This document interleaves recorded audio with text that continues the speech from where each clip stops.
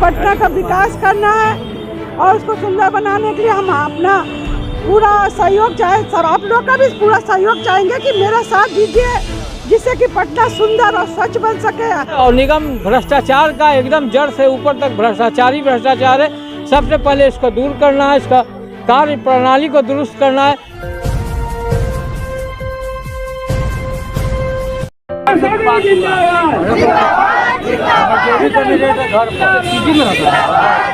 तो पटना को अपने बहुत सुंदर बनाना है और जो भी हमारी जो मेन है महिलाओं के सुलभ शौचालय के लिए और सफाई के लिए और महिलाओं के लिए उनकी स्वास्थ्य सेवा और बच्चों को पढ़ाने के लिए नए नए सब बाद में स्कूल होने चाहिए और वो भी उसमें बच्चों को फ्री शिक्षा मिले।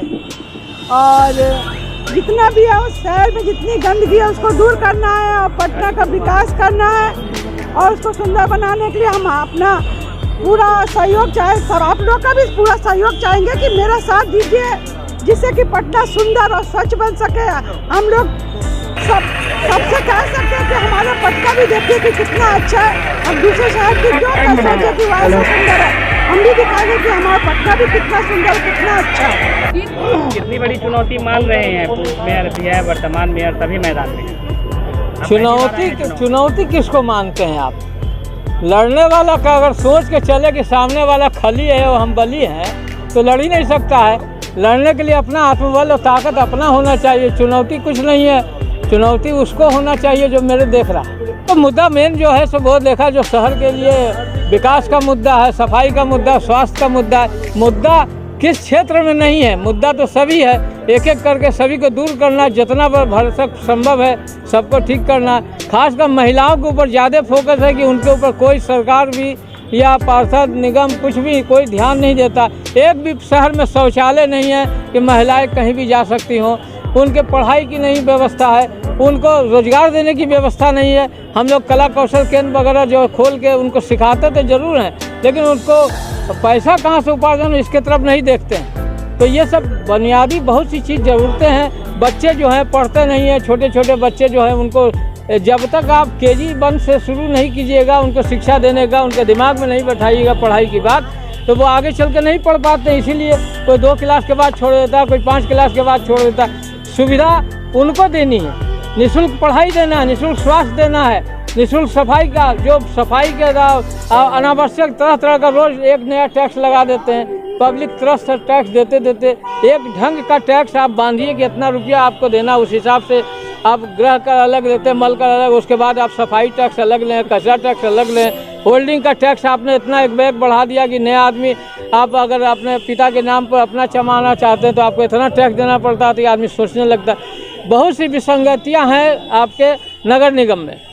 कोई भी काम जो है तो ढंग से होता नहीं, साधन है सब बेकार पड़ा। गाड़ियाँ आती हैं, बताइए 3 साल के भीतर गाड़ी खराब हो जाती है और डंप हो जाती है। उसके बाद कहा जाता है कि उसमें पार्ट पुर्जा नकली लगा हुआ था, कमज़ोर लगा हुआ था, पुराना लगा हुआ था। तो आप जिस वक्त लिया था उस वक्त तक आपका आँख नहीं था।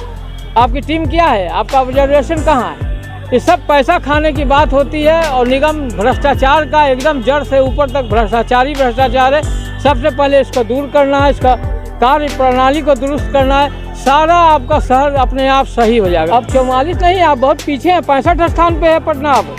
आप सर्वे देखिए निकाल के, 44 पर जब था जब यहाँ वायु प्रदूषण के ऊपर काम हुआ था, और उसके बाद अभी आप देखिए 64-65 स्थान पे है।